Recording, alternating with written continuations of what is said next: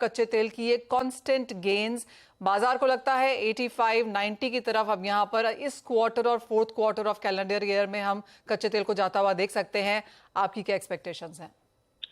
नहीं, बिल्कुल आपने सही कहा। जो कीमत तो ऊपर जा रही है और अमेरिका में खास तौर से जो आम उपभोक्ता है वो बड़ा परेशान है, क्योंकि वहाँ पेट्रोल पंप पे कीमतें लगातार पर गैलन ऊपर जा रही हैं। पश्चिम की वही स्थिति है।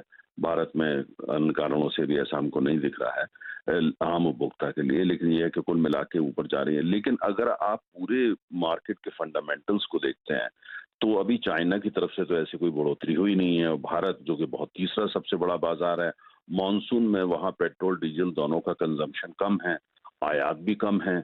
और पश्चिम में भी आप उठा के देखते हैं तो ऐसा भी कहीं नजर नहीं आता है। तो ये अगर डिमांड सप्लाई के फंडामेंटल देख रहे हैं तो डिमांड तो कोई ऐसी कोई बड़ी नहीं है, और ऐसा नजर भी नहीं आता कि अक्टूबर से पहले बढ़ जाएगी। तो सीधा सीधा ये जिस तरह की कोशिश सऊदी अरब और उसके साथ अब रूस शामिल हो गया है कि वो प्रोडक्शन कट करेंगे, और वो प्रोडक्शन कट जो है उन्होंने कहीं ना कहीं करना शुरू कर दिया है, और जो लॉन्ग टर्म कॉन्ट्रैक्ट्स कर रहे हैं उसमें वो ज्यादा पैसा मांग रहे हैं। तो उसका ये मार्केट में हमको असर नजर आ रहा है कि कहीं ना कहीं उनका ये है कि अगर जो है डिमांड ना बढ़े, लेकिन हमको जो है वो कम से कम $90 पर बैरल चाहिए। ये बात जो पहले सऊदी अरब कहता था, अब रूस जो है बाजार में अंदर कह रहा है कि उसको भी $90 पर बैरल चाहिए। हालांकि जो उनके ऊपर कैप लगा है बैरियर $60 का, G7 का, वो बैरियर को उन्होंने क्रॉस कर लिया है, और लेकिन वो कहते हैं हम उसकी परवाह नहीं है। तो कुल मिलाकर के जो बड़े निर्यातक हैं उनका ये कहना कि उनको $90 चाहिए और इसके लिए जो भी आवश्यक है वो करेंगे, चाहे वो प्रोडक्शन कट हो या बाजार में जो कोई एक तरह का एंग्जाइटी को पैदा करना हो, जो करा जाता है। आप जानते हैं तेल बाजार कैसे काम करता है। और या फिर कुल मिलाकर के ये कहना है कि भाई बहुत किल्लत होने वाली है, डिमांड बढ़ने वाली है वगैरह वगैरह। लेकिन मार्केट फंडामेंटल्स हो या जियो पॉलिटिक्स के फंडामेंटल्स हो, दोनों बिल्कुल इस कीमत को सपोर्ट नहीं करते जो आज हमको देखने को मिल रही है। इसलिए मुझे लगता है कि ये नीचे जाएगा, इस पर ये टिक नहीं पाएगा, और ये $80 के आसपास ये वापस जाएगा। $80 आज जो डिमांड सप्लाई फंडामेंटल है उसमें अगर $80 के आसपास का तो सस्टेनेबल है और समझ में आता है। बाकी जो है वो प्रीमियम है। आप एंग्जाइटी क्रिएट करें, शॉर्टेज की बात करें, सप्लाई कंस्ट्रेंट्स की बात करें, कुल मिला के नैरेटिव को मार्केट के ऊपर ला दें, लेकिन कितने दिन उसमें होगा। अमेरिका की अर्थव्यवस्था में ऐसी कोई बढ़ोतरी नजर नहीं आ रही। तो मुझे लगता है ये इस कीमत में मुझे तो टिकता हुआ नजर नहीं आता। और $90 जो सऊदी अरब की खासतौर से मांग है वहां एकदम पहुंच जाएगा और बाकी देश उसको जो है चुपचाप बर्दाश्त कर लेंगे, मुझे नहीं लगता। देखिए, अमेरिका और भारत दो दुनिया के सबसे बड़े बाजार हैं तेल के, दोनों इलेक्शन मोड में जा चुके हैं, और ये पॉलिटिकली बिल्कुल इस चीज को एक्सेप्ट नहीं करेंगे कि कीमत बहुत ज्यादा और आम उपभोक्ता दोनों सरकारों से बेरुख हो जाए, वो नहीं चाहेंगे। तो ये तेल की कीमत में ये बहुत काम करता है। तो मिस्टर तनेजा, फिर अब रेंज आप क्या देख रहे हैं? एक चीज तो जरूर है, जैसे आपने भी कहा, फंडामेंटल्स इस तेजी को सपोर्ट नहीं करते, डिमांड सप्लाई इम्बैलेंस भी है, लेकिन एक चीज तो जरूर है कि जो बेस है वो थोड़ा ऊपर की तरफ तो शिफ्ट हुआ है। अब रेंज क्या रह सकती है?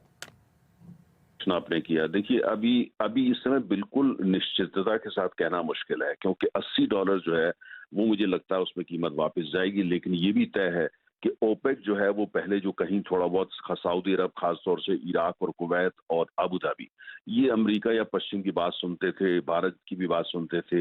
लेकिन अब जो है भारत और चीन में काफी तेल जो है वो रूस से आ रहा है, तो उनको बहुत ज्यादा विचलित नहीं होते वो, खासतौर से चीन और भारत। टर्की भी नहीं होता, मोरक्को भी नहीं होता। दुनिया में अच्छी बड़ी बड़ी अर्थव्यवस्थाएं जो नहीं होती हैं क्योंकि वो रूस से तेल ले रही हैं। तो इसलिए मुझे ऐसा लगता है कि लेकिन अमेरिका का जोर रहेगा वो और लेकिन सऊदी अरब ज्यादा अब सुनता नहीं है। तो इसलिए देखना होगा कि किस हद तक सऊदी अरब, इराक और कुवैत और अबू धाबी पश्चिम की, खासतौर से अमेरिका के दबाव में आते हैं। अगर वो नहीं आते हैं तो कीमत ऊपर जा सकती है। लेकिन मुझे अभी भी ये लगता है, अगर आप इतिहास देखते हैं मार्केट का, कि अगर डिमांड सप्लाई के फंडामेंटल स्ट्रांगली आपके साथ ना हो और जियो पॉलिटिकल कोई मेजर ट्रिगर ना हो तो सस्टेन करना मुश्किल होता है। नैरेटिव मैनिपुलेशन से आप कितना सस्टेन कर पाएंगे। तो मुझे लगता है अभी 80 के पास वापस जाएगी कीमत। ऑलराइट, तो क्लियरली सप्लाई लेड गेन्स हैं, डिमांड बहुत स्ट्रांग नहीं है और सस्टेनेबल भी नहीं लगती है तेजी। लेकिन एज ऑफ नाउ $80 के आसपास यहाँ पर प्राइसेस स्थित होते हुए जरूर दिखते हैं। नरेंद्र तनेजा जी, बहुत शुक्रिया साथ जोड़ने के लिए और वो तमाम अंतर्राष्ट्रीय डिटेल्स भी शेयर करने के लिए। धर्मेश, आपको क्या लगता है भारतीय बाजारों में अगर देखा जाए तो किस तरह की स्ट्रैटेजी होनी चाहिए? देखिए मनीषा जी, अगर कच्चे तेल की बात हो तो कच्चे तेल ने कंटिन्यूसली मार्केट में एक अच्छा अप ट्रेंड बनाया। ऑलमोस्ट $70 से प्राइस ऑलमोस्ट $80 के लेवल्स पे आ चुका है। अब ब्रेंट की बात करें तो 84 85 तक के लेवल्स छू चुका है। तो फंडामेंटली अभी भी मैं काफी बुलिश हूँ। मैं एक्सपेक्ट करता हूँ कि मार्केट यहाँ से और 3 से 4 डॉलर की एक छलांग लगा सकता है। डॉलर इंडेक्स में भी काफी प्रेशर है, प्राइस ऑलमोस्ट 100 के इर्द गिर्द सस्टेन होता है, फिर से डिप देता है। तो इमीडिएटली मैं एक्सपेक्ट करता हूँ 6600 से लेकर 6700 के स्तर। इनफैक्ट पिछले महीने से हम लोग बुलिश ही थे और मैं कंटिन्यूसली कह रहा था, मैंने और रवि ने, कि कच्चे तेल में बाय करके चलिए, अच्छा मुनाफा होगा। और नवंबर दिसंबर महीने तो काफी प्रीमियम में आ चुके हैं। सेम नेचुरल गैस भी ऑलमोस्ट 15 से 20% प्रीमियम में चल रहा है। तो ये एक ठंडी का माहौल है और एक्सपेक्ट करिए कि ठंडी के माहौल में और तेजी आने की गुंजाइश काफी हाई है। तो मैं रेकमेंड करूंगा आगे के महीने बाय करके चलिए, शॉर्ट टू मीडियम टर्म आपको अच्छा मुनाफा मिलेगा अपसाइड।